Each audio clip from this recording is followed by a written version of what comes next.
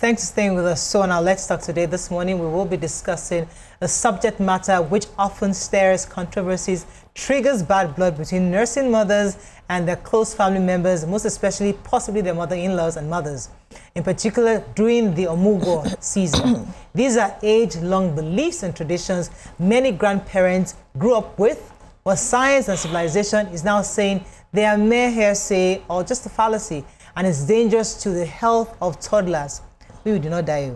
Anyway, we survived. Joining us from our Abuja studio to discuss these myths or facts is the pediatric consultant and child health advocate, Ayobola Adewale. Welcome to the show, popularly known as your baby's doctor. Welcome to the show, ma'am.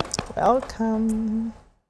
Thank you so much. It's a pleasure to be here. Yes, good to have you on. So, because we don't have much time, there's so much we need to unpack. You know, there are many things that we grew up learning about taking care of children. I'd like to start with the one of the hiccups. When the child has hiccups, they tell you to cut on the thread, put it 7 times, right? Around the head, and then leave it there. And then the hiccup goes and disappears. And miraculously, it happens. In my own case, sometimes it happens, sometimes it doesn't. But is that really true? Is that medically proven? How could it be?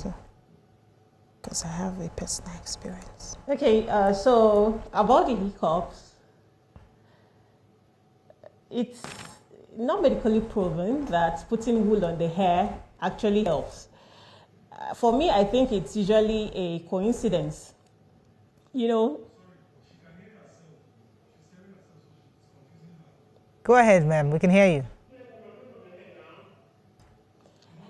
Go ahead. Okay, so the putting wool on the hair actually does not help. But I always tell parents that it does not hurt. So if you feel, sometimes it makes you feel like you are doing something. Right. You are being active about it. Because when the baby has hiccups, it's quite distressing to the parents. Mm-hmm. So when you put something on the head, it feels like you are doing something, but it does not work, because the reason the child has hiccups in the first place is due to the contraction of the diaphragm. Okay, so that will go by itself. Although some people say if you breastfeed the baby may feel better. Yeah. But truthfully, babies will have hiccups every now and then, and it will go by itself. Right. Okay. Right. So let me add something to that. I know there's no scientific basis behind the wool on the head. Right. Yes. But if it makes you feel like you're doing something, then fine. That's fine. Okay. So I like the fact that scientifically it doesn't work.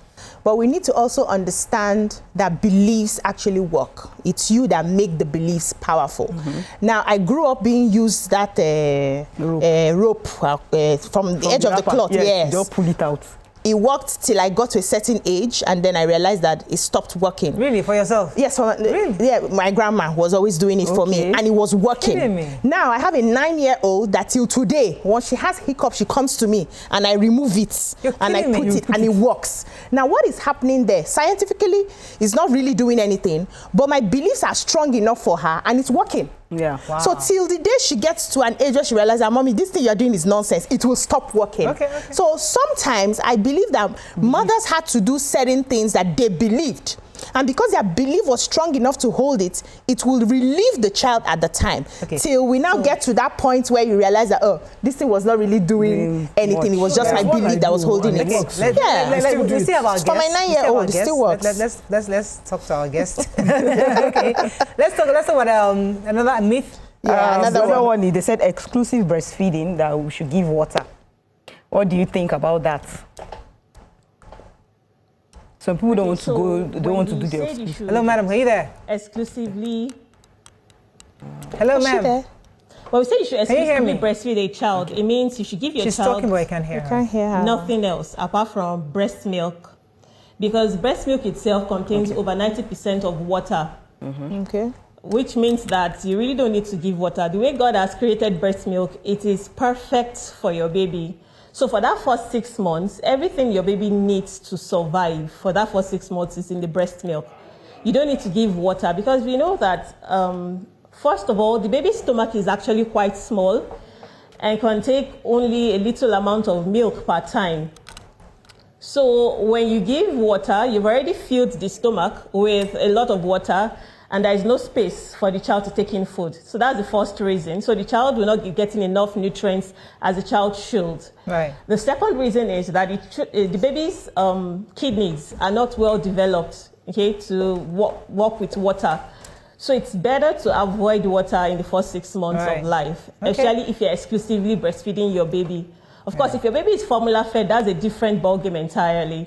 But for an exclusively breastfed baby, you should not give water. And this is one thing that causes a lot of problems with, especially the grandmothers. Grandmothers always. You just bring it. Before you know. Before you leave the hospital, they're already giving you water. They will even put pepper. Give him water. Give him water. You, when you eat, they say, when you eat, don't you drink water? Give him, let her drink water. Okay, another myth. Throwing the baby up makes them stronger. Hello, ma'am. There's a delay. Did you get that? Sorry, I didn't hear that. She didn't hear that. Throwing the baby up makes them stronger. Oh, right. So even till now, I still have a lot of people saying you need to throw the baby up, because if you don't throw the baby up, the baby will not be strong, the baby will be afraid and all that. But I always ask parents that, okay, so you that they threw up, if you see a snake now, will you be there? Will you stay? Because now you're stronger, you can fight a lion. So if you see a lion now, will you stay?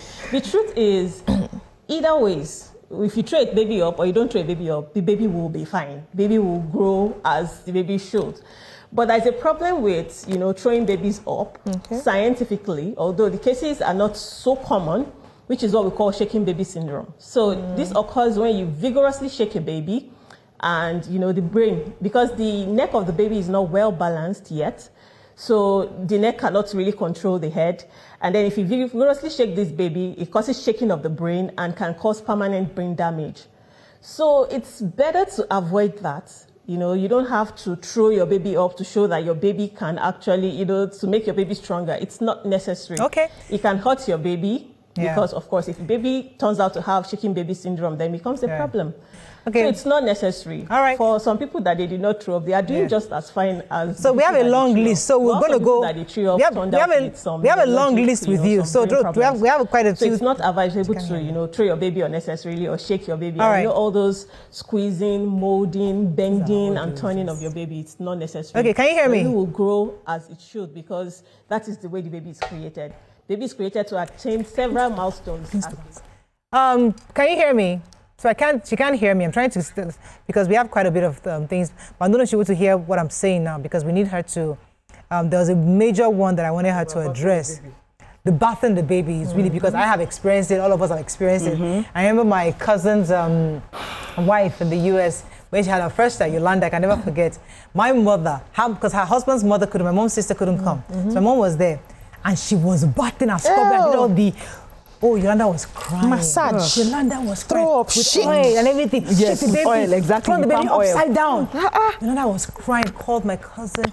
Mother, your aunt wants to kill my child. She wants to kill. Now, I was seeing her face. I was just saying her to calm down, that it's normal. They need it for all of us. All of us. We've not died. She was crying profusely. Because she didn't understand it, and she was really angry. And many of us have experienced it. Yes. But my first child, they did it for. My second child, I didn't allow I didn't allow the twins. I said, leave them alone. They're okay. Don't shake anyone. Don't shake anyone. Because Elizabeth, of course, that one, first baby, everybody was crying. But by the time. The 22, I said, I beg, leave her. She's fine. They don't need any problem. But I need to ask our consultant, this thing we do where we scrub the armpits, we bat them. So that they won't have body odor. The baby will be screaming. And they will shake the baby upside down.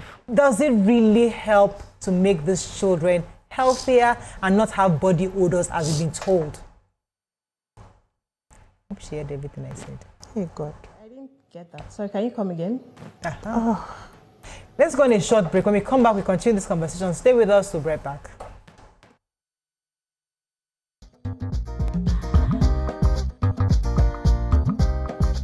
Stay tuned. Your View will be right back.